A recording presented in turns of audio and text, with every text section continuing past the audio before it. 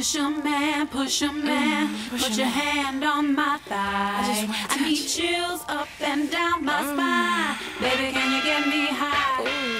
Push 'em man, put your hand on my... Hello there, this is Rom Wills, back at you again with yet another video. Yeah, a few years ago on my website, I wrote a blog. Well, a few years ago, a couple years ago, whatever the time is, time flies. But it was called Blowing It with Mr. Right.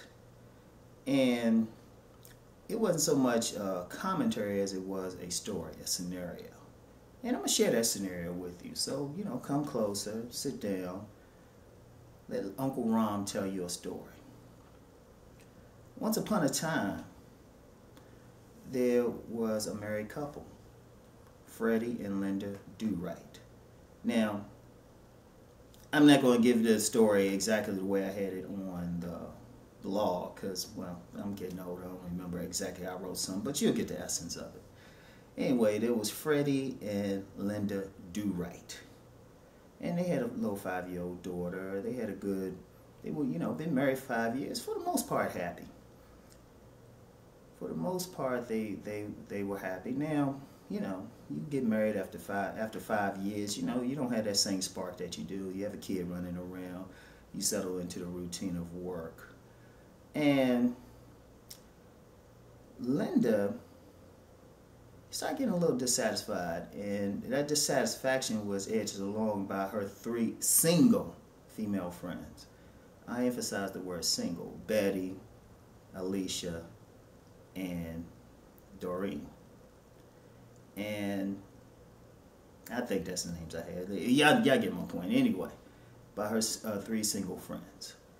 And, you know, they kept getting in her ear. Now, even though Fred was a guy, he was, you know, he was a handsome guy. I mean, you know, he wasn't looking like a model, but he kept himself in decent shape. He worked hard on his job. He provided. He did all the things that he could. But he couldn't take Linda out as much. I mean, you work 40 plus hours a week and you're working hard, you're trying to keep the house fixed and doing a bunch of stuff, you're tired. You know, so he didn't go out as much. He wasn't as romantic as he was at first. Okay, that's cool, that's normal.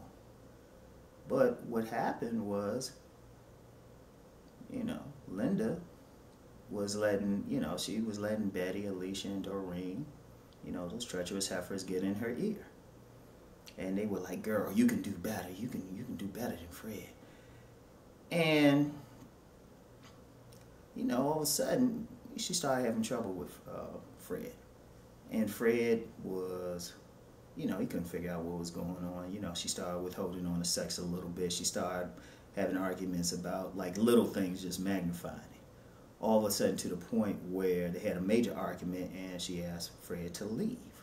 She basically kicked him out the house. And, you know, she celebrated with her girlfriends and everything, and they took her out. You know, they took her out to a party, to a club. You know, she had a nice dress on, because they still like, girl, you can do better. You can do better. And when she was at the club, you know, they having a good time. That's when he walks up. Dexter Goodbar.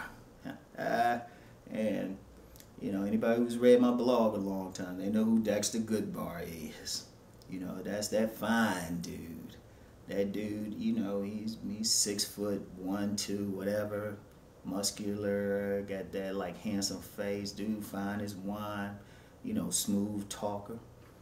He comes up and he starts talking. He puts his game down on her, you know. And a few weeks later, he invites her over to his home. And, you know, they sitting there, gets her nice and comfortable. And eventually they have sex. And Dexter is doing her well. I mean, he tearing her up, got her floating and stuff. You know, the sex is good and all of that. And, you know, she decide, hey, I'm going to divorce my husband. They just separated first. I'm going to divorce my husband. And, you know, everything is good with her. You know, she think, oh yeah, I got it. She files for the divorce and everything, and you know, she messing with Dexter for a bit. And then finally that divorce, you know, that divorce comes through and everything. You know, this one of those places is pretty quick. You know, about a year or so. And then she's like, Dexter, I'm divorced. You know, we can be together. And he's looking at her like, bitch, please. And he basically dogs her out. He was like, look, I don't want you. I got about 5 other women. And I was like, oh, man. Now, what's happened otherwise? What happened to Fred? You know, let's not forget about Fred in all of this. Fred, he gets his little place to live, and, you know, he's trying to make sense of everything. Guess who Fred gets a visit from? That's right, one of those treacherous heifers. He gets a visit from Betty. Now, Betty, because all women got that one friend who is, shall we say, nah, there's no nice way to put it. She's a straight hoe. You know, you got some like very attractive women who they live just to break up other people's stuff, steal their happiness. Anyway, Betty goes to visit Fred. You know, they friend each other on Facebook or, you know, other social media. And, you know, she said, well, I feel bad for you, Fred. You know, I'm on my way to something. Can I stop by for a second, just talk with you? And, you know, Fred ain't thinking about anything. He's still reeling from the divorce and everything, right? So Fred comes over. Betty comes over. She got two things. She got a short dress on, some pumps. You know, got that good smelling perfume. And she got a plate of food. So, you know, that's like a man's 2 favorite things. A woman showing up to his door in a sexy outfit and a plate of food. And, you know, he brings it in, and you know, puts it in the kitchen. He comes back. She's sitting in the living room with her legs crossed. You know, showing just enough of her thigh just to, you know, make any reasonable man stupid. And, you know, they started talking, and then all of a sudden they ended in the bedroom. Now, you get back to Linda. Linda's like, oh, damn, you know, I messed up. You know, I need to go talk to Fred, and, you know, we need to work something out. We need to change this situation around. You know, maybe we can reconcile or something. You know, because she realized, hey, you know, Dexter was looking good and everything, but, you know, he wasn't the right guy for her. You know, Fred was the right guy. So, you know, she goes over to Fred's place. Lo and behold, Betty answers the door. And she's like, damn. She realizes her mistakes there. Basically, she had lost a good man. Now, why do I tell this story? I remember I've said in other videos, I've said in my books, I learned the game, not from men. I mean, I've learned some stuff from men, but I learned it from women. And a dear friend of mine who's passed away, unfortunately, said it best.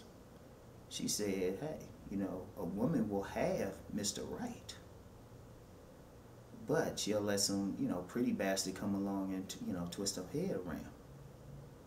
And, you know, I've done videos and I've talked about in blogs talking about good men.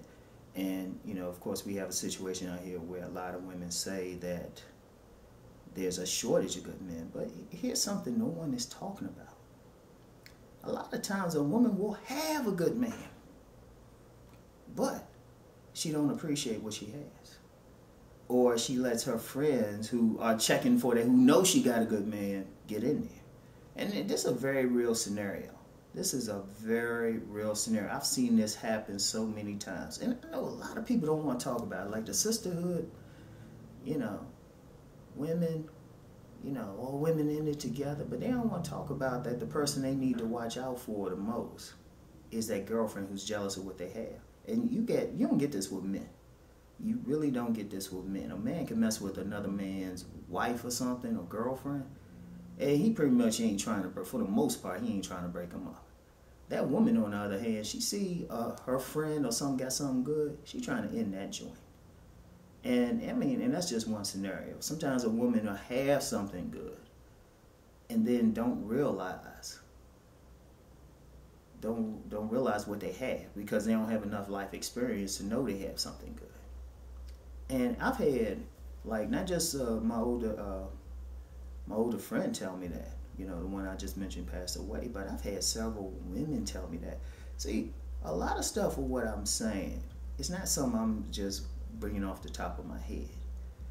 Most of my wisdom about women does come from women, and I've had a lot of women, they just sit me down and they would just talk ever since I've been little. That's why a lot of times I don't have any sympathy for women when they try to act like victims, because I learned the game. Please, if you want to be honest, and that could be another video, women out here running circles around men as far as that thing called game. Women are getting what they want. And most a smart man could just keep himself from getting played. That's about it. But, you know, that's the whole moral of the story. That's the whole moral of the story. A lot of times women will have that good guy, Mr. Right, but they will blow it.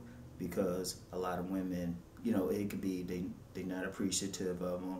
They listen to their girlfriends who are trying to take that man for themselves. In fact, from the older women, they would know if they lost their man to a woman, they wouldn't get mad at that man. They go after that woman. See, that ain't the thing to do. That ain't what people want to do now. But they know the game. They know that other woman. And in fact, women, and that's, man, I get so many videos just doing one video. Women are very competitive with each other. And like I said, a lot of women, and you got some women out there who will see a man, who will see a woman happy, have a happy family, and want that for herself, and do what she can to take it. I mean, I've even seen this happen with women who are biological sisters. So, anyway, that's just something to think about. You know, one of the purposes of stories, period, is not just really to entertain, but to make people think. So, I want people to think about that, and even men to think about that, like what's going on with them. Because always look around and see the big picture. You know, be very concerned about who, you know, you meet some woman. Pay attention to her friends. And this, even though I always say I don't teach game, here's some game. If you want an idea about a woman, look at her friends, because that's going to affect your relationship, because they're going to be in her ear one way or the other. So if she seems all classy but her friends are ratchet, you might have some issues. So, but anyway, that's the video for today. As always, I think something is short and then I'm going for a while. So anyway, just think about what I'm saying, pay attention, and I would just say overall, look at the big picture. And when you would talk about relationship issues, you know, it's not always just the couple, but it's always the people around them, the community. And just a reality, a lot of people don't like seeing other people happy. So anyway, y'all have a good day now, all that jazz, and I'll holler at all y'all Bammers later. Peace. Push 'em man, put your hand on my thigh. I need chills up and down my spine. Baby, can you get me high? Push 'em man, put your hand on my thigh.